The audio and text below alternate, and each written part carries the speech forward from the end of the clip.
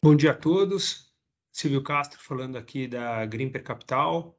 Mais uma vez é um prazer estar com vocês nesse bate-papo, dividir um pouco das nossas visões de cenário, das oportunidades que a gente está vendo, prestar um pouquinho de contas com relação ao mês passado.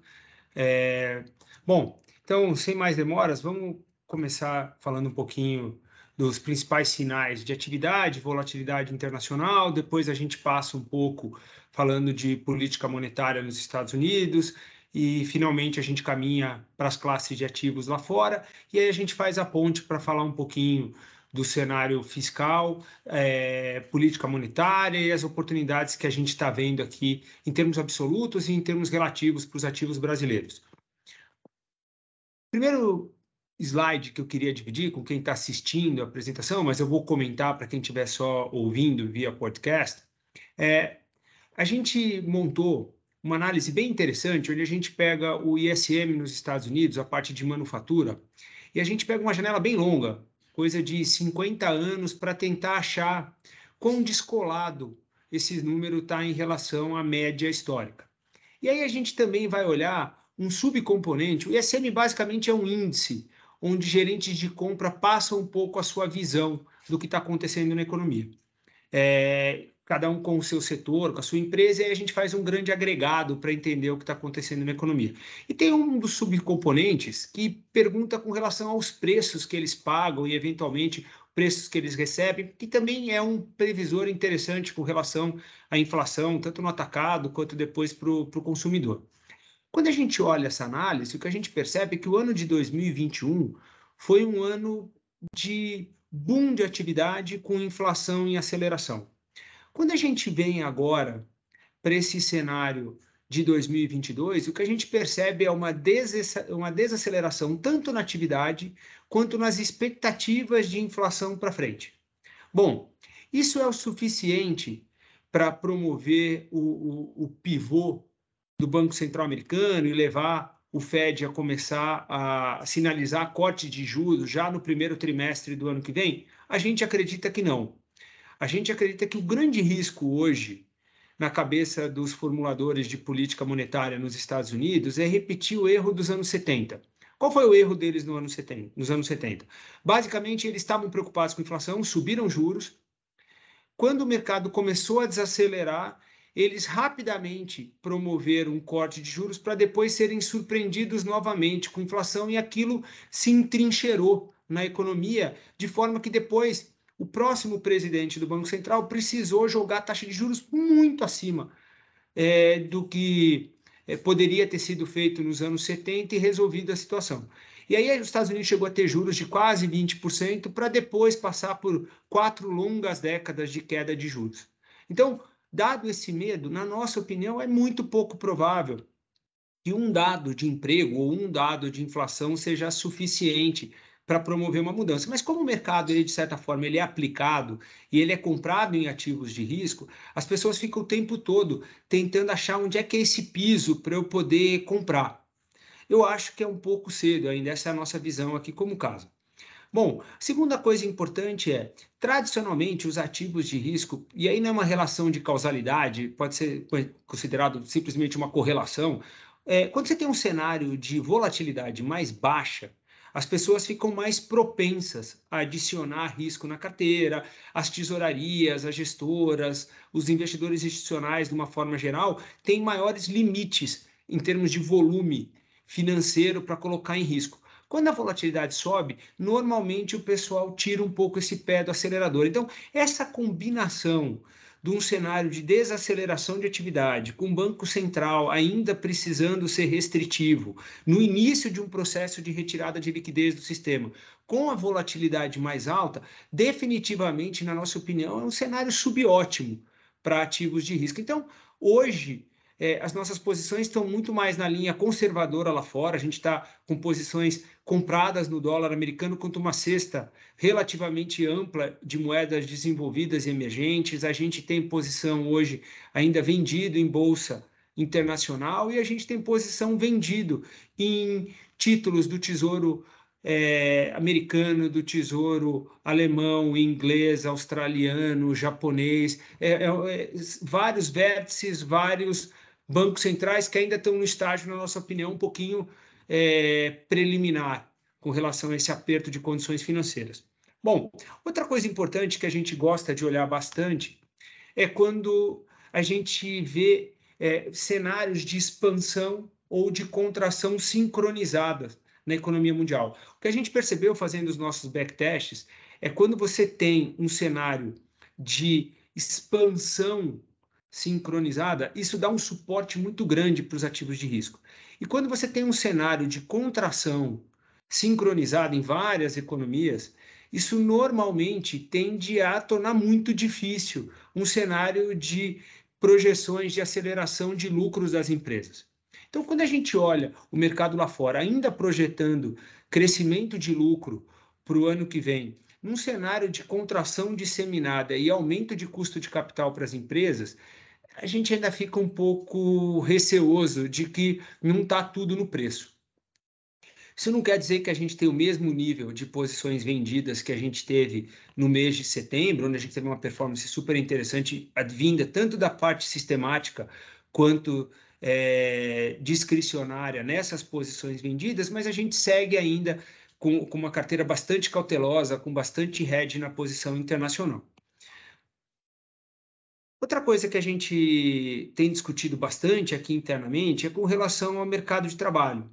Essa semana o mercado, essa primeira semana de outubro, o mercado começou a se animar um pouco porque veio alguns dados de desaceleração com relação à quantidade de vagas em aberto. Mas quando a gente olha a quantidade de vagas em aberto versus a quantidade de trabalhadores desempregados, o fato dos trabalhadores ainda conseguir aumentos expressivos quando eles mudam de emprego, as empresas ainda dizendo que têm dificuldade para trazer mão de obra, especialmente uma mão de obra mais capacitada, na nossa opinião, ainda é um cenário que deve inspirar cautela no Banco Central. E a outra coisa importante é que a gente está vendo essa certa desaceleração na atividade, uma certa desaceleração também em alguns números de inflação, no headline, né, na inflação cheia, não no núcleo. Mas a gente tem que lembrar que a gente teve uma queda vertiginosa no preço das commodities, mas essa queda ela foi muito mais provocada por uma intervenção do Banco Central americano, foi muito da Casa Branca injetando petróleo das suas reservas estratégicas no mercado, uma redução do apetite de risco dos investidores para ter posições de alta volatilidade no setor de commodities e muito menos algo estrutural, onde você olha uma melhora. Na verdade, o que a gente está vendo é circunstancialmente uma preocupação com demanda, tanto porque a gente vê uma desaceleração global, quanto você vê a China também desacelerando por causa dos lockdowns, mas do ponto de vista de oferta, que é o que realmente importa para um processo sustentável de queda de preços, isso para a gente ainda parece um cenário improvável, né? Então, a gente segue ainda cauteloso com relação a essas métricas de inflação. Com relação ao Banco Central americano, a gente teve no mês de setembro o que seria o Copom deles, né, que é o FONC. E aí, claramente, o Jerome Powell, que é o presidente do Banco Central, o chairman do Fed, né, ele foi muito explícito, e a gente até colocou um word cloud, que é basicamente um machine learning tentando entender do que ele falou, o que ele estava dando mais peso. E claramente você vê que o peso desproporcional para a inflação, discussões de oferta, discussões de aumento, desemprego, mas a parte de inflação ela realmente se sobressai. O que significa, na nossa opinião, que é muito difícil, como o mercado está torcendo, a gente esperar essa mudança rápida e radical do Banco Central americano. Eu acho que eles vão ser mais pacientes e esperar sinais mais claros antes de eventualmente sinalizar para o mercado uma mudança de postura. Acho que a gente não vê isso acontecendo em boa parte de 2023, na nossa opinião. Em que pese o fato da gente continuar esperando uma desaceleração de atividade, talvez não uma recessão, mas certamente uma desaceleração de atividade. Bom, outra coisa importante, quando a gente olha os nossos modelos, a gente chega ali numa nuvem entre o 4% e o 7%, o 8% para onde precisaria chegar as taxas de juros de curto prazo nos Estados Unidos. A gente acha mais provável que vai parar ali um pouco acima do 4%, mas aonde a gente difere um pouco do consenso é que a gente acha que vai ter que ficar ali por um bom tempo. E se vocês tentarem extrair um pouco da nossa visão de cenário onde está a simetria, na nossa opinião, é mais para um juros um pouco mais alto, dada essa preocupação com as commodities energéticas, e menos para um juros mais baixo. A outra coisa é que a gente vai começar a ver esse processo de redução do tamanho do balanço do Fed, e isso vai acabar afetando especialmente a parte média longa da curva. Então, diferente do mês de setembro, onde a gente tinha posições mais nessa parte curta da curva, a gente alongou um pouquinho nas nossas posições tomadas o prazo médio. Então, a gente foi para a parte um pouquinho mais longa e diminuiu essa parte um pouco mais curta. Terminando a parte dos bancos centrais, o que a gente percebe é que foi feito um aperto muito relevante, talvez o maior aperto de condições financeiras, tanto em função do aumento da taxa de juros, quanto do fortalecimento do dólar, aumento dos spreads de crédito, queda das bolsas, e é o maior nível em praticamente uma década. Isso vai trazer consequências para os preços dos ativos de risco, vai continuar tendo consequência no tamanho do que as empresas conseguem se financiar a custos baixos no mercado, e eu acho que vai continuar batendo desproporcionalmente nas empresas de balanços mais frágeis e incapazes de gerar resultado e fluxo de caixa no curto prazo. Então, a gente também segue no nosso portfólio de renda variável, tanto aqui quanto lá fora, ainda com essa favorecendo empresas mais sólidas, menos alavancadas, com fluxo de caixa maior e mais previsível, e com proteções em empresas onde esse fluxo de caixa ele é menos previsível e ele está mais longe no tempo. O que a gente vai continuar vendo, na nossa opinião, é que de tempos em tempos, quando tiver algum estresse um pouco mais agudo em algum ativo específico, você provavelmente vai ver os bancos centrais intervindo. Menos provável nos Estados Unidos, mais provável em outros. A gente chegou a ver China, a gente chegou a ver Japão, o mais notório de todos, o Banco da Inglaterra, também tentando intervir, seja na sua moeda, seja no mercado de bonds, né? Para tentar evitar que isso gere alguma ruptura desnecessária. Mas o caminho segue sendo de aperto de condições financeiras, porque, no final, o cenário que a gente tem na nossa mão foi feito um esforço fiscal muito grande durante a pandemia, isso subiu a demanda, a oferta não subiu na mesma velocidade. É impossível dizer que a pandemia tornou o mundo um lugar mais produtivo e eficiente. Então, agora, para você trazer de novo a demanda para um patamar compatível com a oferta, você precisa reduzir a demanda. Então, em escala global, a gente vai ver, sim, um processo de desaceleração importante, e os bancos centrais têm que orquestrar esse processo, porque é o único jeito deles controlarem a inflação, especialmente depois de praticamente uma década de baixíssimo esforço para aumentar a produção da parte de recursos naturais, né?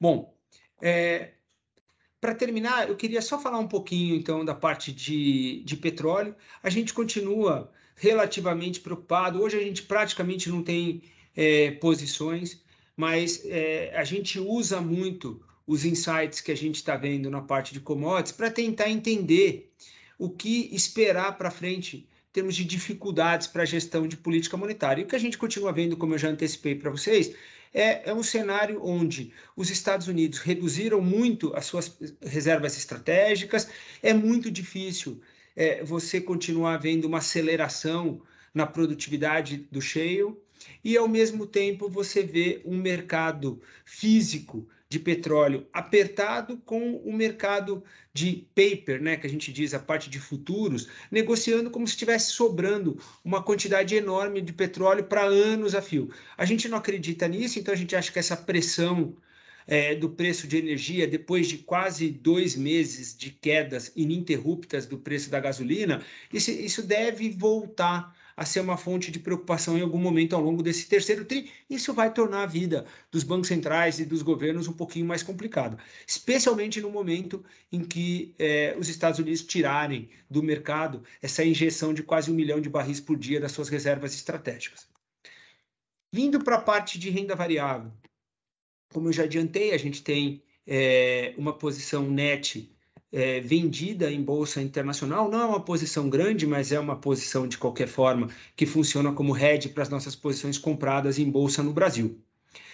As razões que explicam isso. A primeira a gente acha que o mercado está projetando uma aceleração de lucros muito alta para um cenário de desaceleração de atividade, e mesmo desconsiderando essas projeções elevadas de lucros, a gente ainda vê as bolsas lá fora negociando ali perto de 16 vezes lucro para o S&P. Eu acho que não dá para comparar com números muito baixos de relação preço-lucro de décadas passadas, porque de fato é um mercado que foi mudando no tempo. Então, a parte de commodities é muito menor, a parte de tecnologia, de empresas que são muito dominantes, com baixa alavancagem, muita geração de caixa nos seus setores, acaba exigindo um múltiplo mais alto. O que a gente não acha razoável é, num cenário onde o custo de capital, por exemplo, para um high yield, está se aproximando de 9%, 10%, sendo que high yield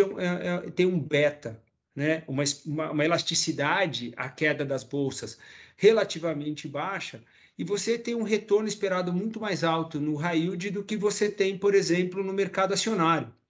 Assim, não me parece condizente essa relação de valuation. Então, na nossa opinião, a bolsa lá fora, para ser compatível com o que o mercado de crédito e o mercado de juros está precificando, eu acho que ela ainda tem mais para ceder um pouco. É um cenário, é uma classe super difícil de operar na ponta vendida, porque demora semanas para cair 10% e de repente em 2 dias sobe 6, 7%, mas ainda parece razoável você manter esse hedge para as posições de bolsa local. Por fim, o mês de outubro é um mês que inspira uma certa cautela. Tradicionalmente, não é um grande mês para bolsas globais. Pode ser uma enorme coincidência, mas é de longe, junto com o mês de março, o mês onde você mais vê quedas pronunciadas de bolsa internacional. Outra coisa que a gente está percebendo, as pessoas físicas e mesmo a parte corporativa parou com aquele volume gigantesco de compras que a gente viu entre dezembro de 2020 e março de 2022. De lá para cá, esse fluxo está flat, ou seja, não está mais nem entrando nem saindo dinheiro, mas nas últimas semanas o que a gente vê é uma leve saída. Outra coisa é que esse custo de capital tão mais alto, as empresas vão começar a se questionar se vale a pena fazer tanto buyback, né, se financiando numa taxa alta. Bom, vamos migrar um pouco para o Brasil.